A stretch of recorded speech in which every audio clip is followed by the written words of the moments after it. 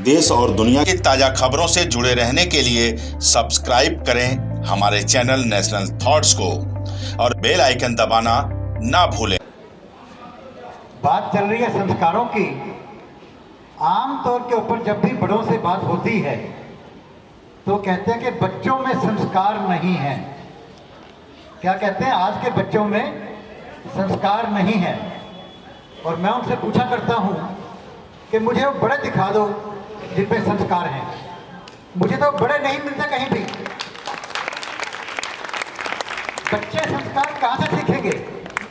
बच्चों को दोष देना बहुत आसान है, लेकिन अपने आप में दोष ढूंढना बहुत मुश्किल है।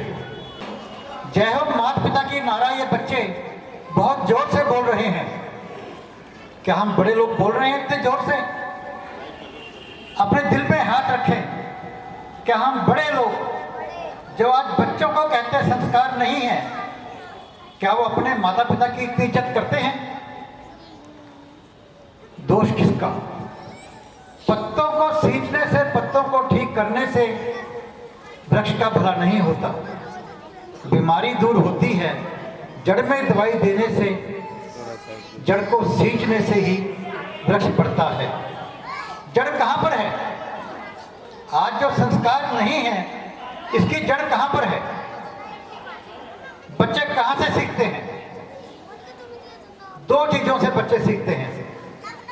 एक, माता पिता के संस्कार से। जो माता पिता के विचार हैं, या 9 महीने के गर्भ के अंदर जो मां ने विचार रखे, मां चाहे तो हिरण्याकशिपु के घर में प्रहलाद पैदा कर सकती है। मां चाहे तो एक ही पति से दैत्य और देवता पैदा कर सकती है। कश्यप ऋषि की 2 पत्नियां थी, दिति और अदिति। दिति के पुत्र दैत्य बने और अदिति के पुत्र आदित्य बने। बच्चों को दोष कैसे दे सकते हैं हम लोग? दूसरी बात कहते हैं कि बच्चों को जो संगति मिलती है, 2 चीजों का असर है। या तो माता पिता के संस्कारों से जो मिला, या फिर जो बच्चों को संगति मिली। बच्चे जिस घर में पैदा होते हैं, क्या वो बच्चों का अधिकार है? जिन भाई बहनों के साथ खेलते हैं, वो जिस मोहल्ले में वो खेलते हैं, क्या बच्चों का अधिकार है? माता पिता ने दिया उनको। जिस स्कूल में पढ़ते हैं, वो जिस अध्यापक से पढ़े, जिन बच्चों के साथ बैठ के पढ़े, क्या बच्चों की चॉइस थी?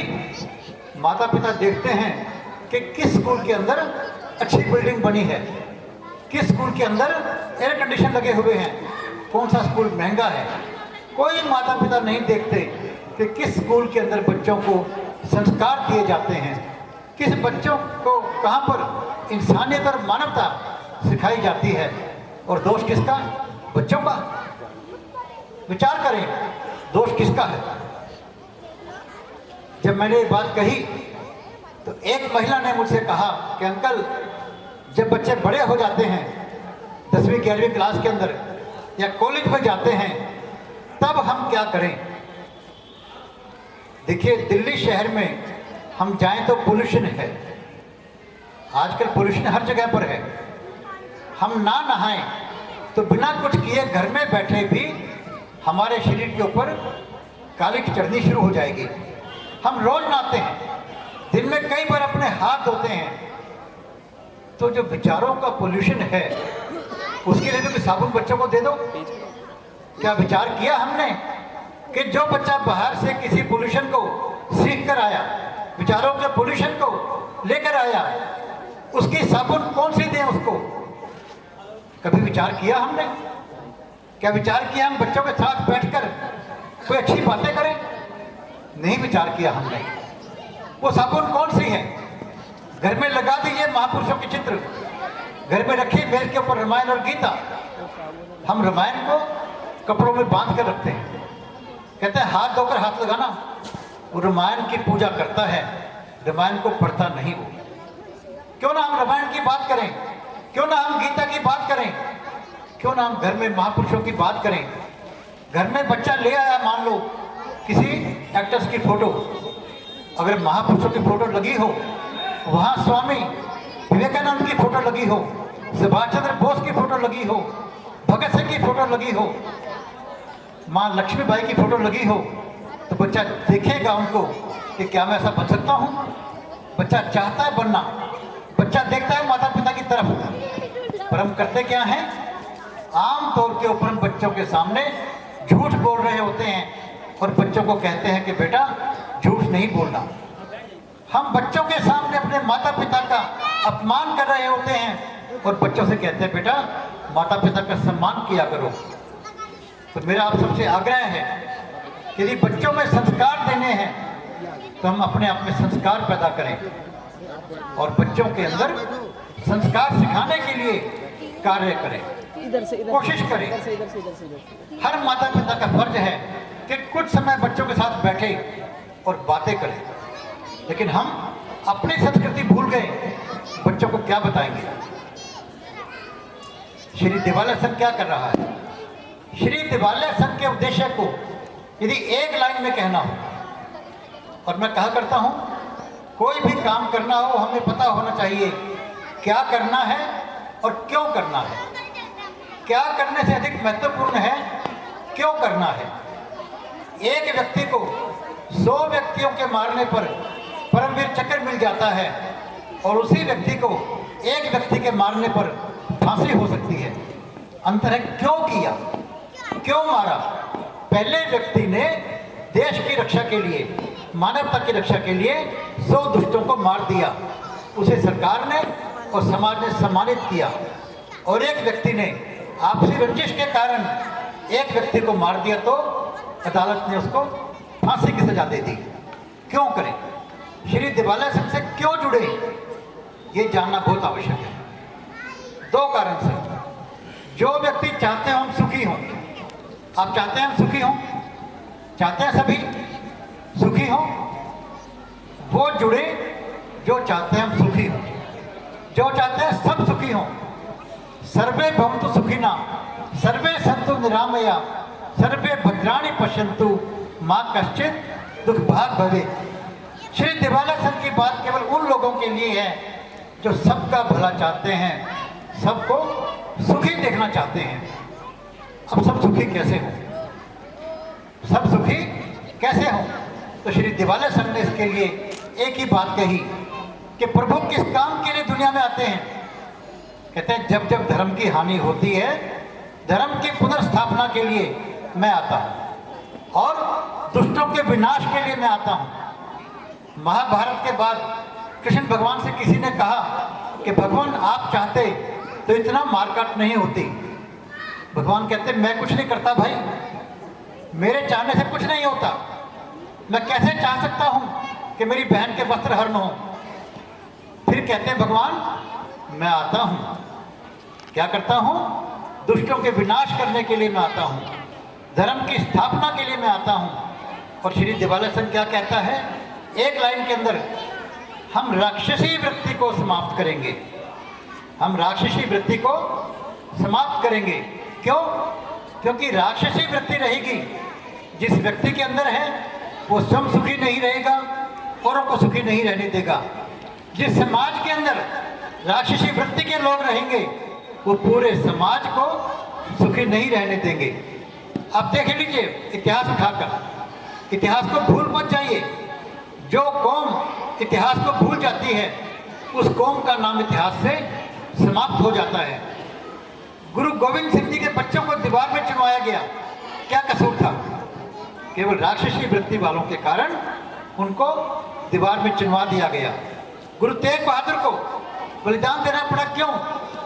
गुरु अर्जुन देव को गर्म कढ़ाई पर बिठाया गया और फिर क्या किया गया कि उनका खून जमीन पर ना गिरे, उनके ऊपर गर्म रेत डाला गया और फिर उनको पानी में डुबो दिया गया। ऐसे ऐसे कष्ट ईसा मसीह को कष्ट दिए गए। क्यों मार दिया गया? क्योंकि राक्षसी वृत्ति वालों को उनकी बात पसंद नहीं थी। इमाम हुसैन को मार दिया गया तड़फा कर, क्योंकि याजिद नाम के राक्षसी वृत्ति के व्यक्ति को उनकी बात पसंद नहीं थी। राक्षसी वृत्ति को समाप्त किए बिना कुछ लोग हम लोग काम करते हैं हेल्थ के लिए, कुछ वेल्थ के लिए, कुछ अन्य चीज़ों के लिए, गरीबों के लिए। लेकिन प्रभु ने क्या काम किए? प्रभु ने आदमी को सशक्त बनाया। सशक्त व्यक्ति रोटी भी खा लेगा, कमा भी लेगा, अपनी हेल्थ भी ठीक कर लेगा। तो फिर क्या होता है? बानर और रीछ जाके राक्षस में भिड़ जाते हैं। अर्जुन खड़ा होकर दुश्मनों का विनाश कर देता है और गुरु गोविंद सिंह जी चिड़िया को बाज से लड़ा देते हैं। चिड़िया को बाज से लड़ा देते हैं। राक्षसी वृत्ति को समाप्त करने के लिए इसका एक ही ढंग है, हमें शक्तिशाली बनना पड़ेगा और कोई ढंग नहीं है। रावण को समझाने गए हनुमान जी पूरे परिवार का नाश करवा दिया, नहीं समझा। दुर्योधन को समझाने के लिए स्वयं भगवान कृष्ण गए हैं, पूरे परिवार का विनाश करवा दिया, पर नहीं समझा। तो राक्षसी वृत्ति को समाप्त करने के लिए केवल एक ही इलाज है, हमें शक्तिशाली बनना पड़ेगा। शक्तिशाली क्यों बने? राक्षसी वृत्ति को समाप्त करने के लिए। राक्षसी वृत्ति समाप्त क्यों करें? हम चाहते हैं हम सुखी हों, हम चाहते हैं सब सुखी हों।